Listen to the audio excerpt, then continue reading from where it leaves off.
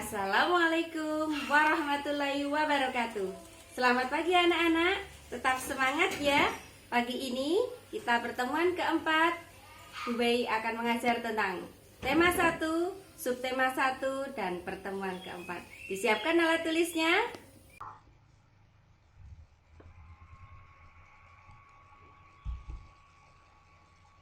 Baik anak-anak, kita masuk di pagi hari ini tema 1, subtema 1, pertemuan keempat kelas 5 bersama Bu Mei. Materi pagi hari ini adalah peta dan denah. Kita lihat, silakan anak-anak amati. Di tempat kalian sudah ada denah kandang kelinci, seperti yang ada di buku anak-anak ya. Nah, ini adalah kandang kelinci milik Pak Rudi.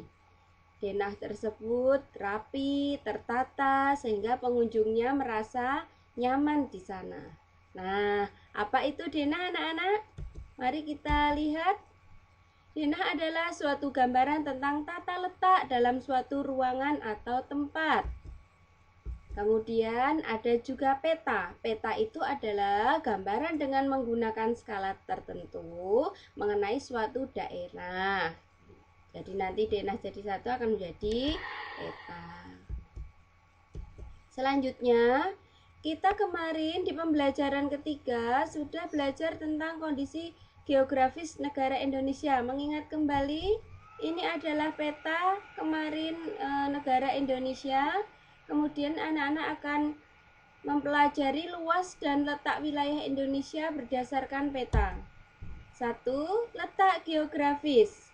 Letak geografis Indonesia terletak di antara dua benua, yakni benua Asia dan benua Australia. Dan di antara dua samudra, yakni Samudra Pasifik dan Samudra Hindia. Letak astronomis Indonesia terletak pada garis 95 bujur timur, 141 bujur timur, dan 6 lintang utara sampai 11 lintang selatan. Kalau wilayah Indonesia terdiri atas daratan seluas 1.922.570 km dan perairan seluas 3.257.483 km. Sehingga memang Indonesia dikenal dengan lebih luas lautnya daripada daratannya.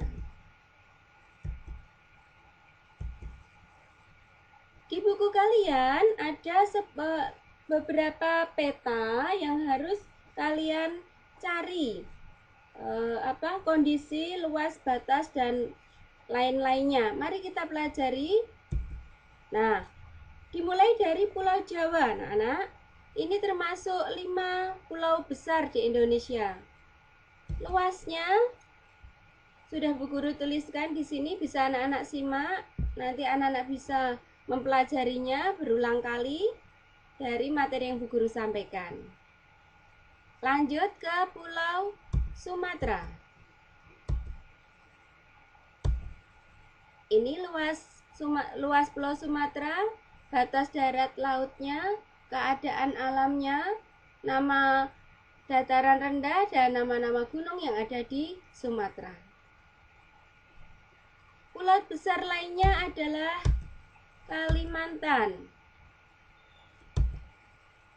Luasnya, batas laut dan daratan, keadaan alam yang berupa pantai dan laut, nama-nama dataran rendah, sampai nama-nama gunung. Sudah anak-anak? Selanjutnya adalah Pulau Sulawesi. Nah, ini kondisi geografis Pulau Sulawesi. Luasnya, batas lautnya, daratan, keadaan alamnya meliputi nama-nama pantai dan laut, nama-nama dataran rendah, dan nama-nama gunung yang ada di Sulawesi. Pulau Papua dan Maluku. Yang termasuk pulau besarnya adalah Pulau Papua. Nah, Luas Pulau Papua 786.000 km persegi dan Maluku 74.505 km persegi. Kemudian batas lautnya, daratannya, nama-nama pantai dan laut, nama dataran rendah, serta nama gunung. Ya, Puncak Jayawijaya ini juga terkenal di Papua. Yang terakhir adalah Pulau Bali dan Nusa Tenggara. Ini tidak termasuk pulau besar, 5 pulau besar itu, tapi sangat berarti juga. Lihat di sini luasnya. Kalau Pulau Bali 5.780 km persegi, sedangkan Nusa Tenggara 72.877 km persegi. Karena tersebar ya. Batas lautnya, daratan, keadaan alamnya, nama pantai dan lautnya, Pantai Sanur, Pantai Kuta, itu sangat terkenal di Bali. Dataran rendah, nama-nama gunungnya juga. Sudah anak-anak? Nanti di akhir pertemuan ada tugas dari Bu Guru tentang pulau-pulau ini. Nah, setelah anak-anak memahami betapa budaya di Indonesia sangat beragam, maka kita harus saling gotong royong sebagai modal dasar pembangunan. Nah, di sini ada bacaan tentang gotong royong modal dasar pembangunan. Ada gambarnya orang sedang membangun rumah dan saling bekerja sama.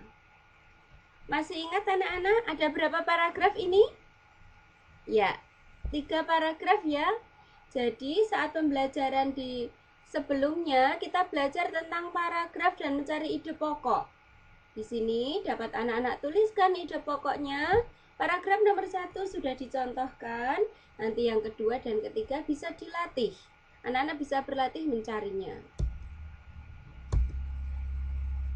Nah, selain itu sudah ada ide pokok yang harus dikembangkan menjadi sebuah paragraf seperti pembelajaran sebelumnya supaya anak-anak lebih lancar dalam memahami materi paragraf. Baik anak-anak, ada pertanyaan? Mudah bukan? Terima kasih. Pembelajaran hari ini cukup sekian. Wassalamualaikum warahmatullahi wabarakatuh.